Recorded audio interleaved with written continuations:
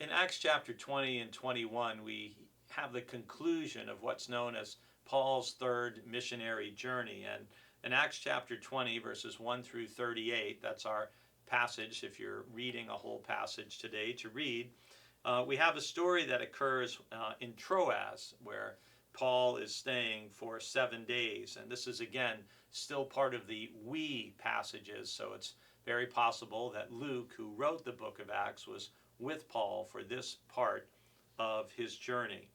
And there's a story in the first day of the week. Paul's holding a discussion because he was going to be leaving the next day, and he continued speaking until midnight. And there were many lamps in the room upstairs where we were meeting.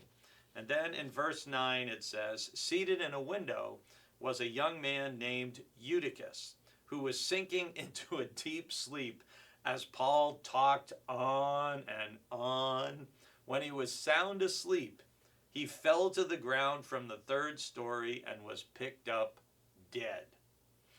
I titled today's devotion, Dead Tired. And it makes me smile probably just because as a preacher, one of the definitions of preaching is talking in somebody else's sleep. And I have seen more than a few people in my 36 years of preaching who were either really deep in prayerful thought or taking a nap during a worship service. And so perhaps that's why I'm drawn to this particular verse, that it's late at night, it's midnight, Paul's talking on, and this poor young man is sitting in the window, probably because it's cooler, and he falls out, goes down 3 stories, and he's picked up dead.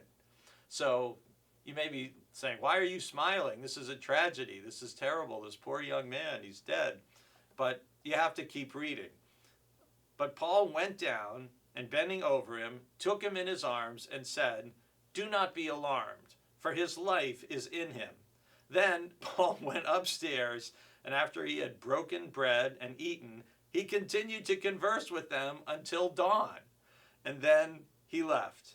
Meanwhile, they had taken the boy away alive and were not a little comforted. Doesn't that just crack you up? So here's Paul, so committed to preaching and talking.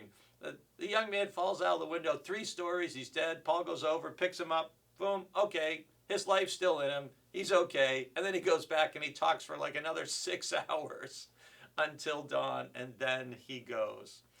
But this little brief incident with Paul and Eutychus, I wonder, it must have been a great source of pride almost for Eutychus as he went through his life. Yeah, I was the kid who fell asleep when Paul was preaching on and on and on into the night. But what a testimony, again, it is to the power of God, that all through the book of Acts, we see people not only being healed, but even like Dorcas and Eutychus, being brought back from the dead or from the edge of death by the power that was at work through the apostles.